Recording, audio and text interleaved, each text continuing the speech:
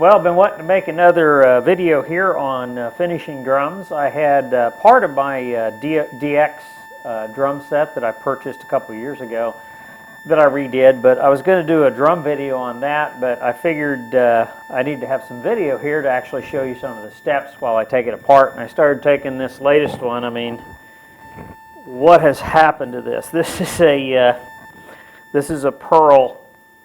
Probably a pretty old, one of the first Explorers probably put out. It's got the square mount, bass drum tom mounts, and it's also got the old type of bass drum claw.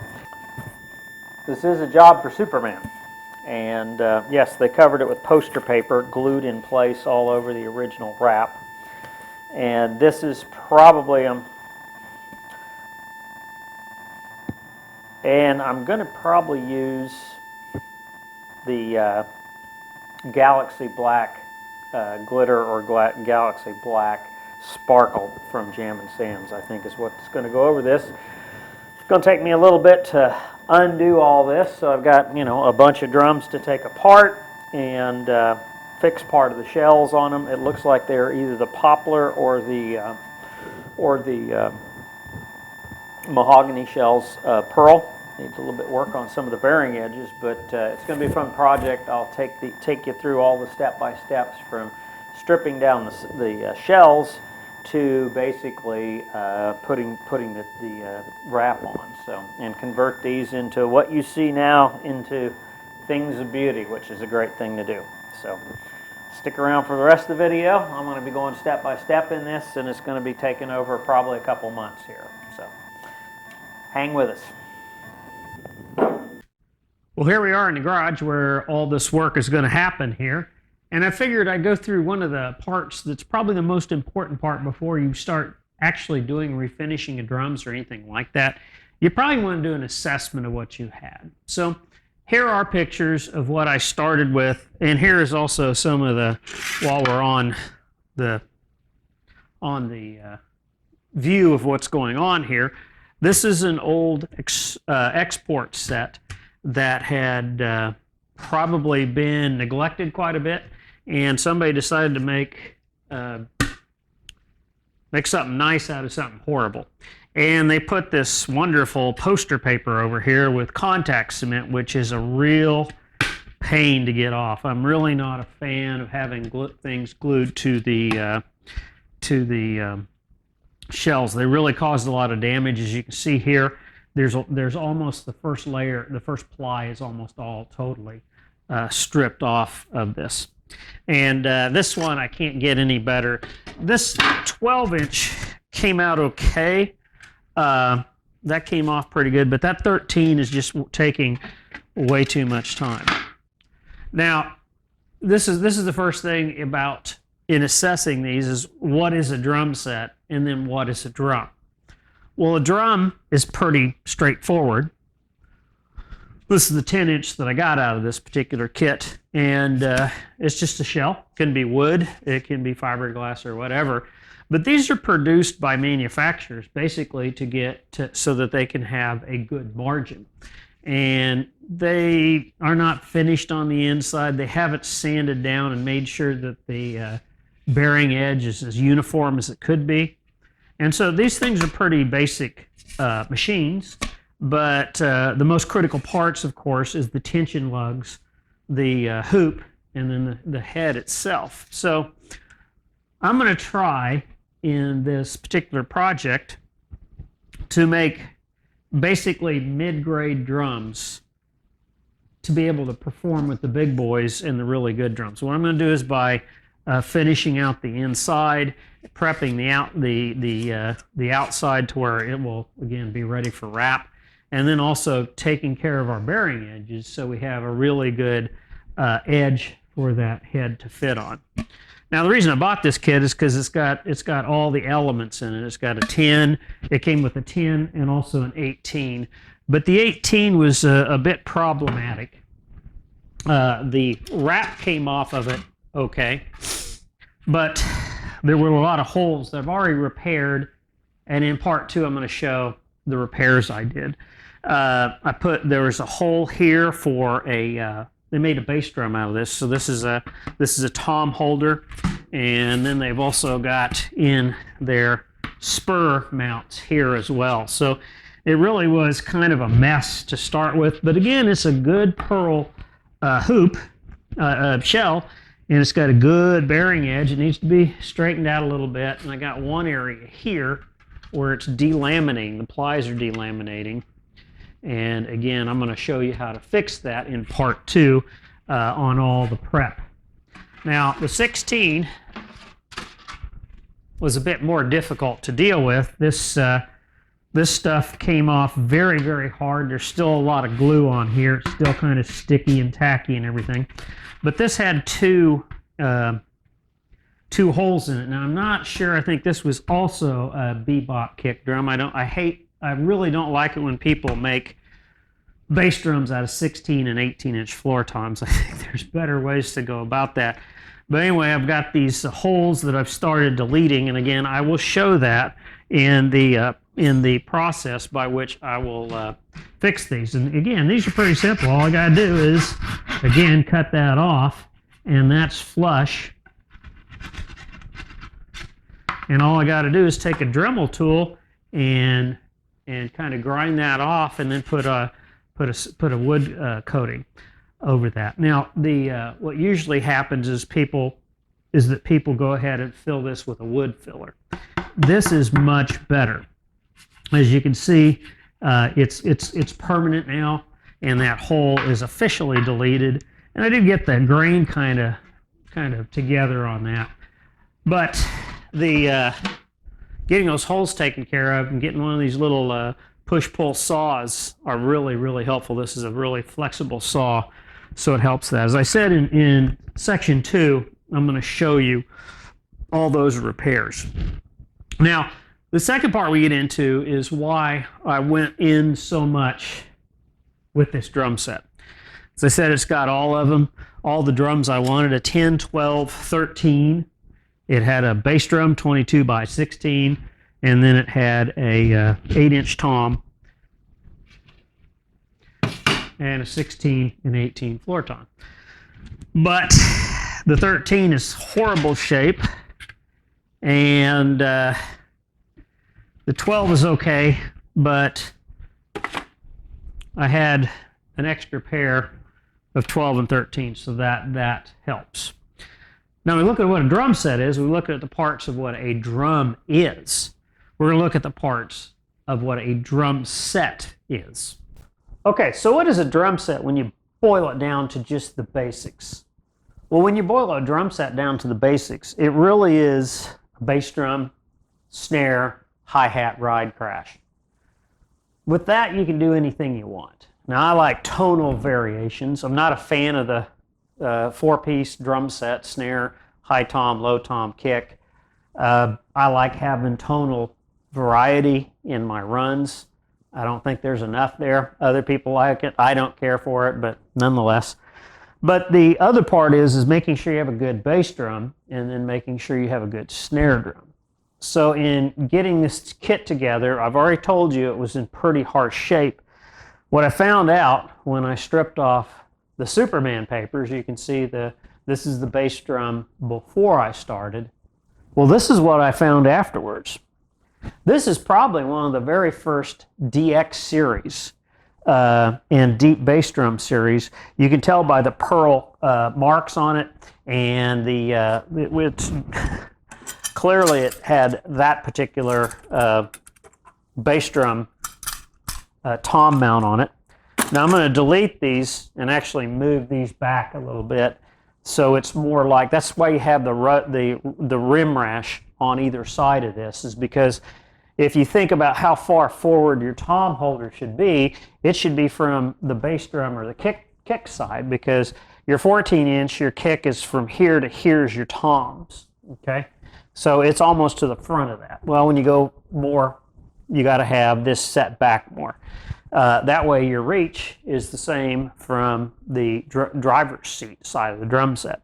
So yeah, I'm going to put this on. I'm more preferential to the tom arms and mounts like that. Other people not so much, and I get it, But this is my old set. This is a set, and I'm going to fix it. Now that's the great thing about the bass drum here, is that it is it's birch. So when I got this off, I'm going like, well, maybe I'll just refinish it. Well, the rug rash, and also this is the other problem. They have had 2 or 3 sets of bass drum spurs on here. So they had the original 4, and then they put the 3 with the Explorer, and then they put on the new Explorer. And the reason they did this is because this is broken off. There's a little bit on the inner ply that's broken. The rest of the plies are not broken. And then, of course, it's done on both sides. Well, in these videos, I'm going to show you, and the bearing edge is perfect and flawless. And also, it came with, mismatched, but I'm going to fix this, maple hoops. You know, these are good solid maple hoops. They're really thick, and so I'm really happy about that. But the problem is a couple of these have delaminations, and I said in the second part I'm going to show you how I'm going to fix all these delaminations and whatnot.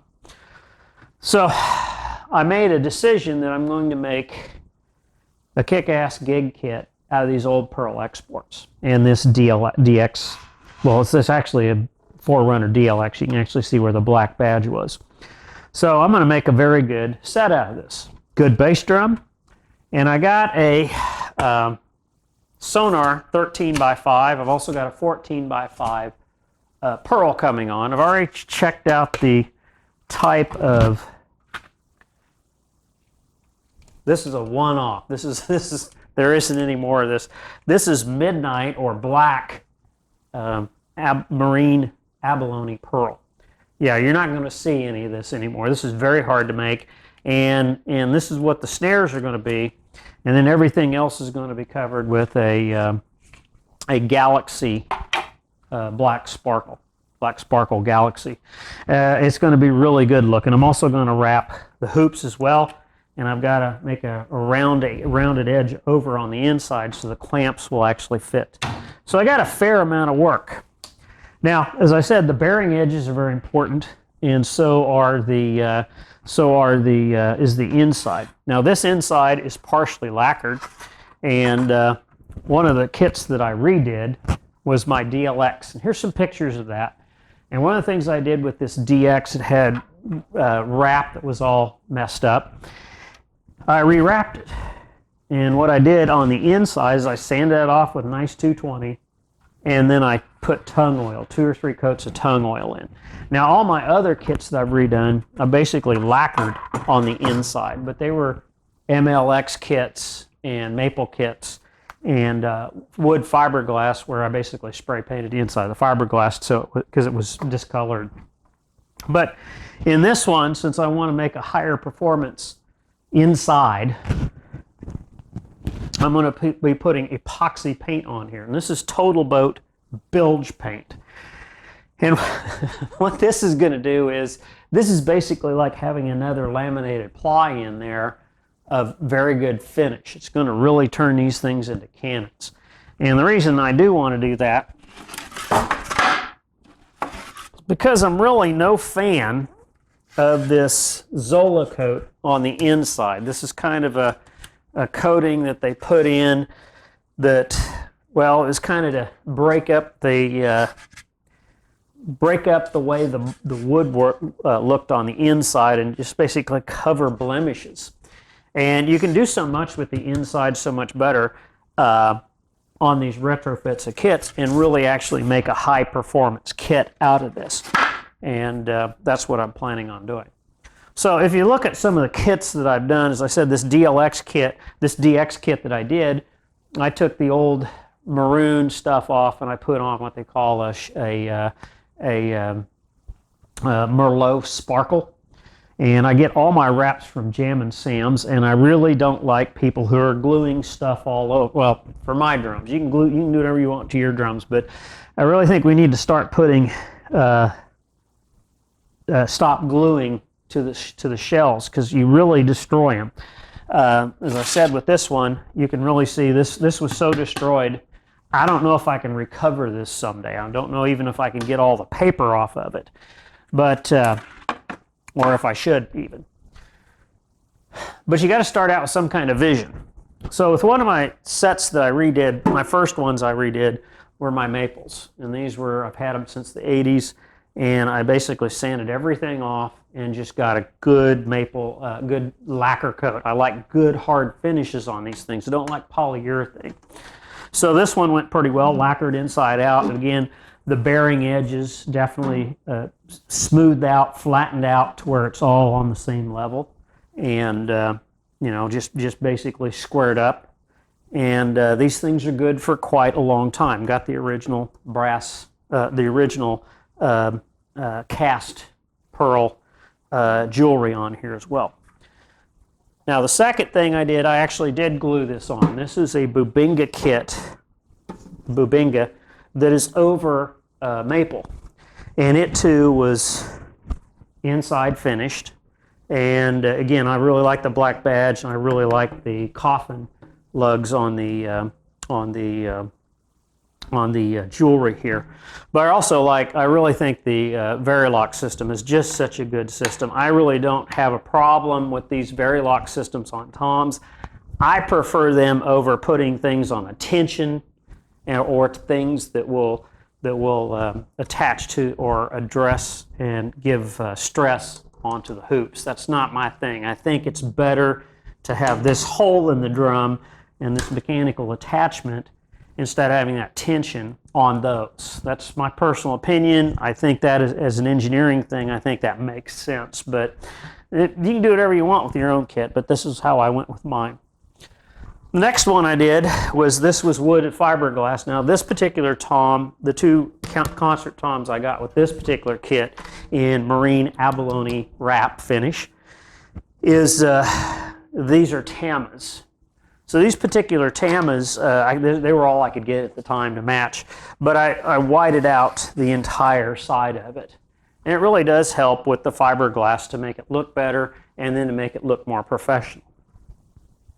Next thing I did was a export chrome, and I just have two toms like this, an 8 and a 10. I had chances to get a hold of them and put those together with the wrap, and also did the same thing, bearing edges in the interiors. And then here is the last set that I have redone in this beautiful wrap. This is the DX series. They look like $1 million. They sound great. And also on the inside, I have tongue oiled that on the inside. And I think all these things that I've done really make the drums sound better than what they were. And that's kind of the point of this first section I'm doing. I think you need to sit down and see, what do you have and where do you want to go? And the drums will kind of tell you. Like I said, I would have redone this with lacquer, with the exception of that. I have to structurally go in and fix that to deal with that delamination.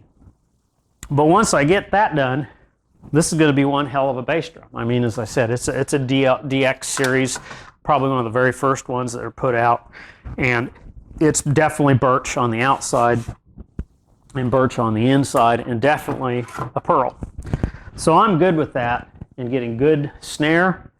The rest are going to be the toms, and the toms are going to be less of an issue of getting them to tune up and sound great.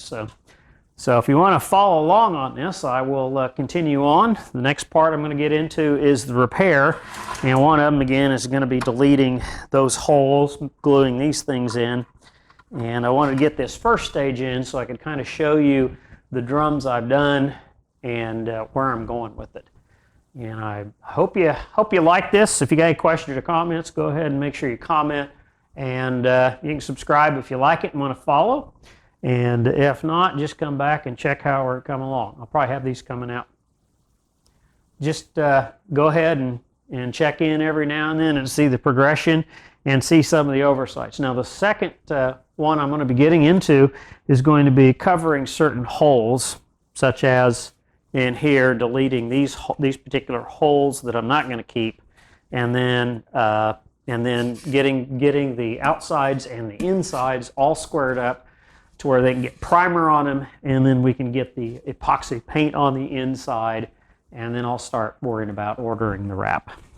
Probably have one of these in here dedicated just to the refurbishment of the snare drums and what I'm going to be doing with those. So hope you enjoyed this so far. Hope it was informative. And if you got anything to add with what I'm talking about, or you want to talk about have a little discussion in the comments about tom arms versus your opti mounts or isolation mounts kits, go ahead and have at it. Just be civil in the comments.